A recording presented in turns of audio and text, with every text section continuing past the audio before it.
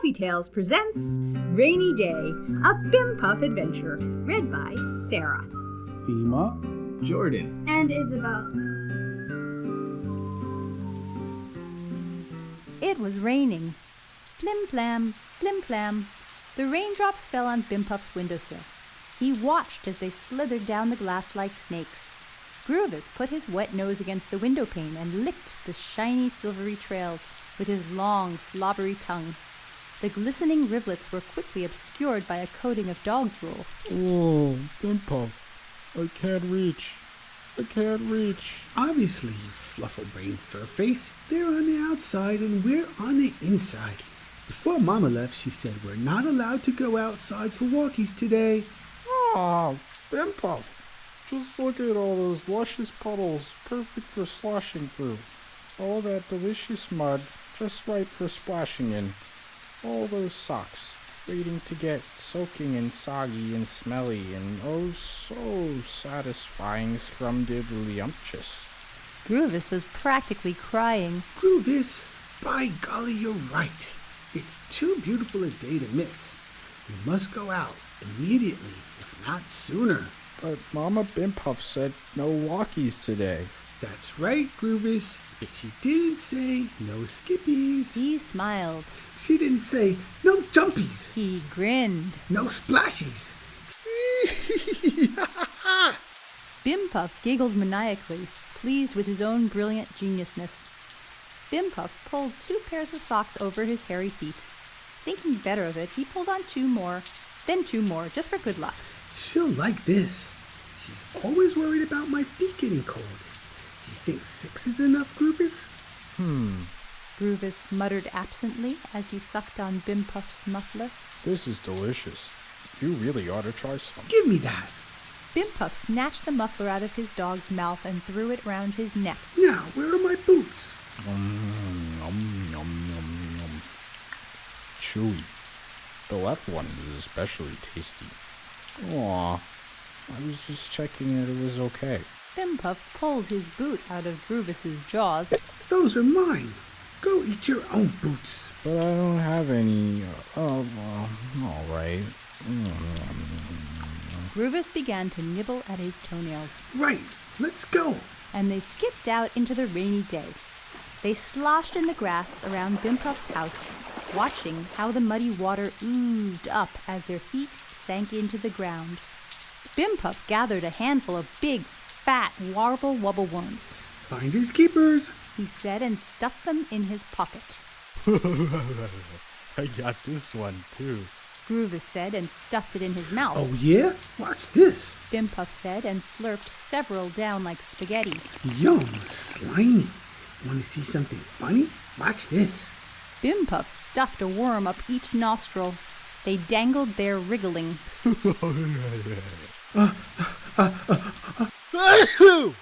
Bim Puff sneezed. The worms went flying through the air, coated in Bim Puff boogers, Oh, finders keepers. said Groovis as he opened his mouth wide. After they were tired of eating warble-wobble worms, they skipped down the path into the forest. The first thing they did was to find a big puddle and jump in it until there was nothing left. Then they jumped in the mud. Lovely mud. I have an idea. Let's roll in it. You do know how to enjoy the finer things, Bim Puff. Now stick some in your ears.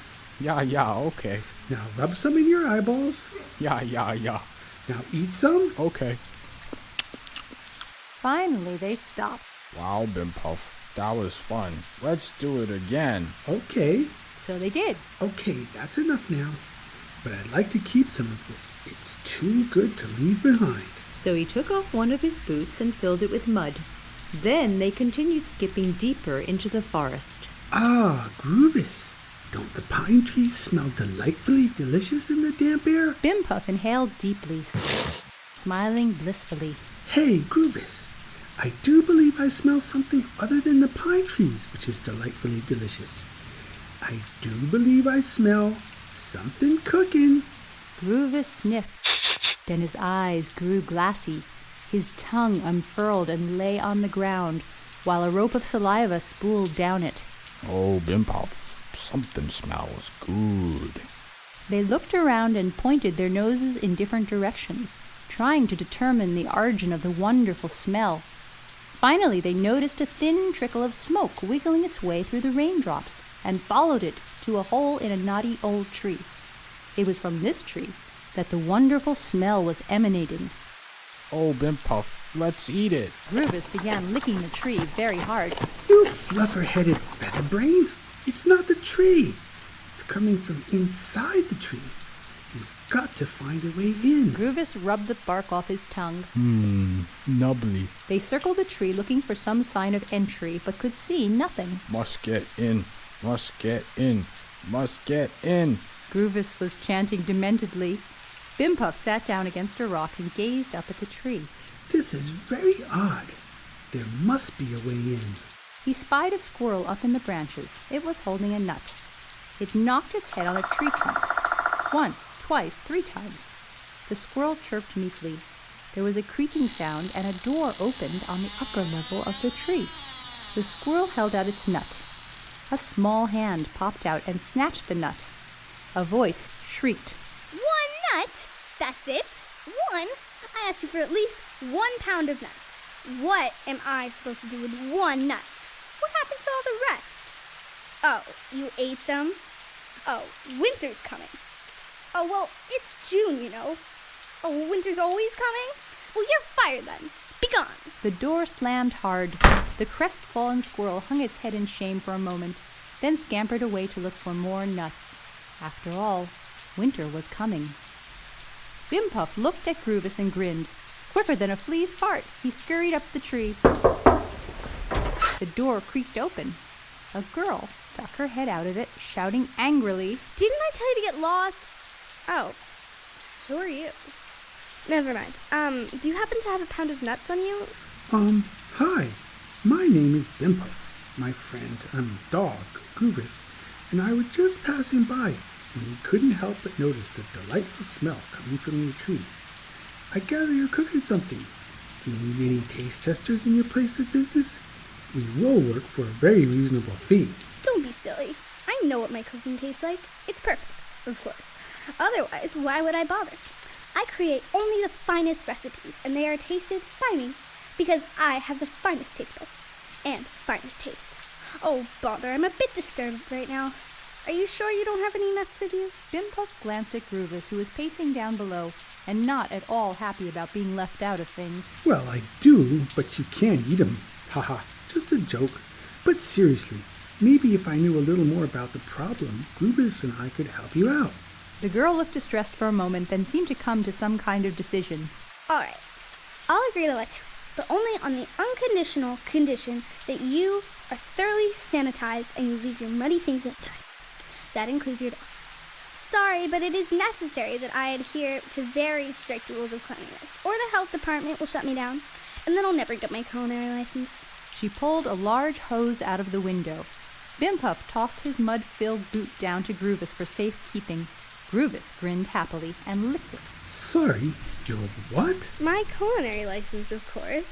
I have to create at least 250 perfect original recipes for my book, so that I can get into the Kroc School of Cookery and earn my culinary license. And by hook or by crook, I intend to do so. Now hold on tight.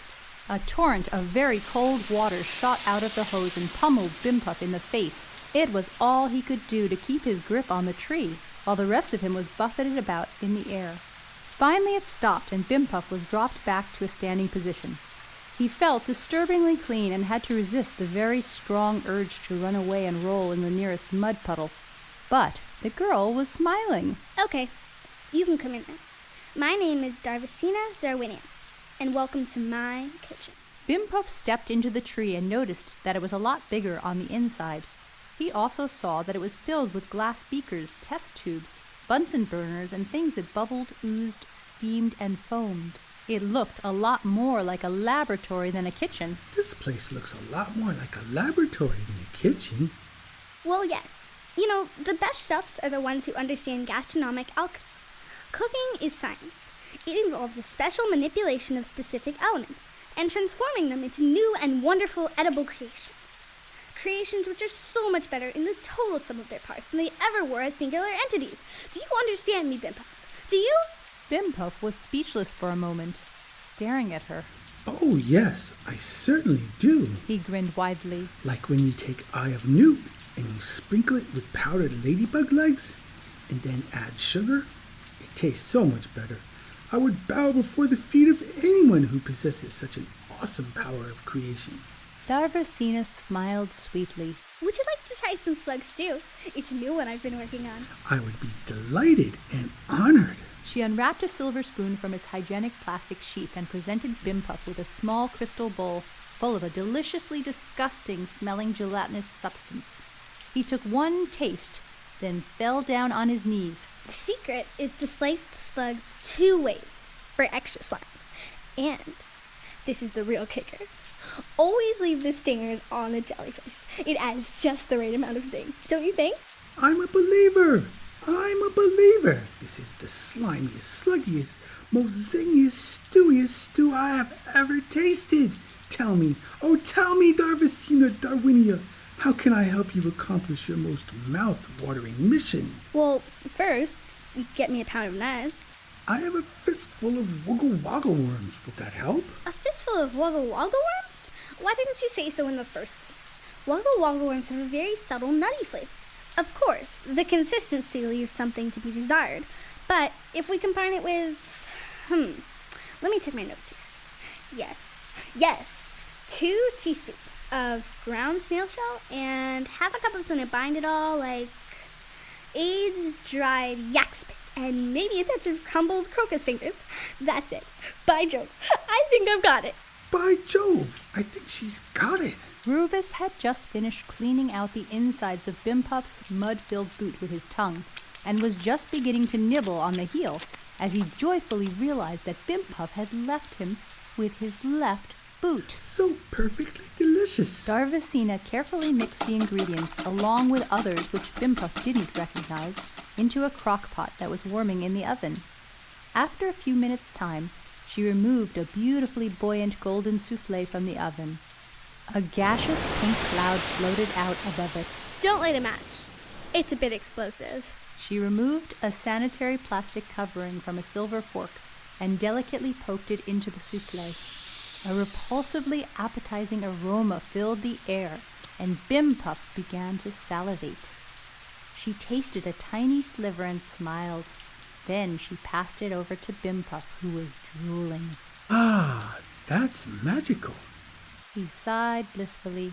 No, that's science. Thanks for your help. It would have been ruined otherwise. You know, I could use a reliable someone to help me find some of my more troublesome ingredients. Groovis and I, we are experienced explorers and connoisseurs of the finest cuisines. We can help you find whatever you need, for a small price, that is. She bristled slightly. Oh, I thought you were in it for, the love. She blushed. We are. The only payment we need is a piece of the action. And by that I mean eye pie, fuse stew, manta ray souffle. Whenever you're cooking up, things are looking up. Well, in that case, you've got yourself a deal, Mr. Bimpuff. Spit and shake. They did. And that was the beginning of a very fruitful and slugful partnership between Darvasina Darwinia, Bimpuff, and Groovis. And what about Groovis? Besides Bimpuff's left boot, he got his own jumbo-sized doggy bag, and he was quite happy indeed.